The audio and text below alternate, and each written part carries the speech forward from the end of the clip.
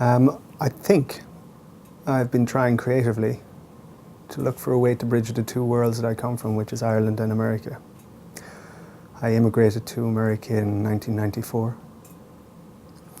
and I now understand somewhat both worlds, but I've been living in one world for half of my life and the other world for the other half of my life. So the two cultures have to come together. And started reading ONeill. I had been reading ONeill for many years, but I went back to Long Day's Journey into Night. And I found a great empathy for James Tyrone, Eugene O'Neill's father, in the play, because he had immigrated from Ireland and came out of the ghetto when he was young to make it as a famous actor, a well-known actor. I understand that ambition as well when you come to America to try and set down roots and try and survive. But there's also a lot of guilt that goes with that, whereby you've left everything behind and now you're going to start again. And you sacrifice something in terms of what you're going to do with your life. America, to me, often reminds me of a fresh start or new beginning. So you end up having to survive whether you like it or not.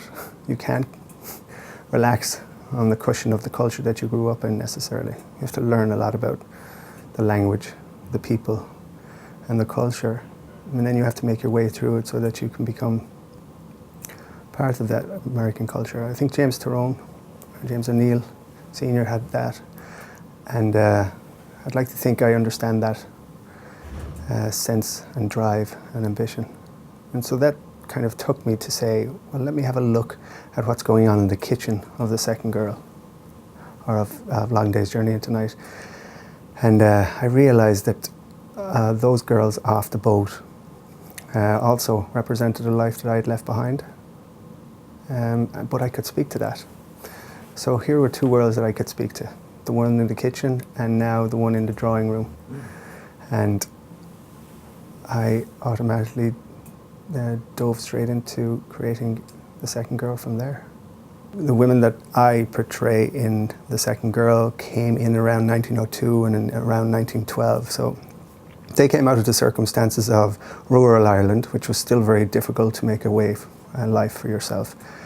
And there was, interesting enough, a lot more women came as single women than most other countries, because Ireland had the idea that the eldest son often got the house or the land handed down to them from the father so they could stay at home. But those other siblings had to go and make a life for themselves. So unless they had married somebody else, the only option was the boat. And the boat took them to America or England. And that's how I saw both Bridget and Kathleen in terms of how they ended up in America. So they followed those that came before them in an immigrant culture. And one that I understood then in 1994 when I left, and was going on all through the 80s as well, and in the 50s and 60s, a lot of people left Ireland. So there were times in the cycle of immigration. Recent times as well, there was quite a lot of immigration after the Celtic Tiger exploded. There's part of the dream of immigrating, or part of the denial as well, is that when you leave, you think you're going to go back or return at some stage.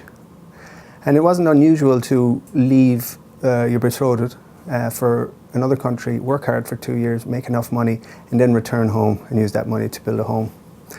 So Kathleen, the second girl in my play, came with the idea of after 2 years she'd be returning home to her fiancé and they would settle down and make a family.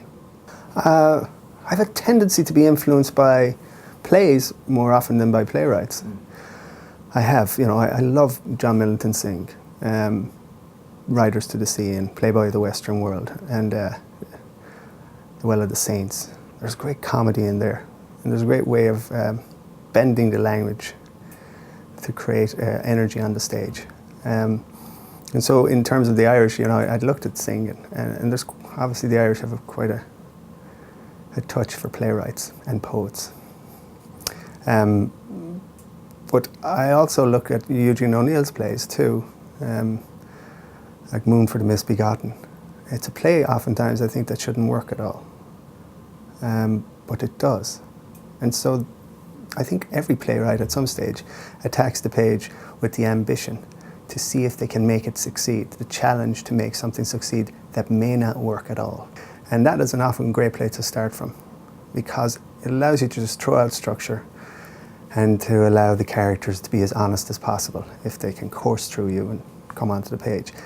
And I think learning from ONeill's later plays as well, you can find that ambition and that challenge. He always seemed to challenge himself, originally with structure and form, and then as he progressed, I think he ended up challenging himself with the idea of tapping into a world that he had grown up in. 1912 seems to have been a year that had a lot of epiphanic moments for ONeill, living in the Jimmy the Priest bar downtown in Greenwich Village, which The Iceman Cometh, I think, came from, and also A Long Day's Journey into Night came from. And it's not coincidental that the playwright goes back to whence they came, to tap into the emotions that they didn't understand until later in life. And so I think The Second Girl plays into that too. I understand what it means to have left your home, uprooted yourself, and then attempt to put down roots again. And enough time has passed for me to be able to touch on those emotions. I think there's a lot more plays coming my way as well. But I just am ready to put them on paper. Now, the emotional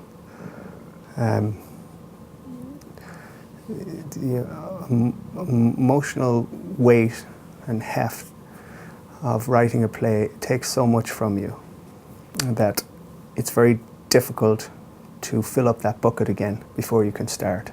And yet, as a writer, you still need to put pen on paper.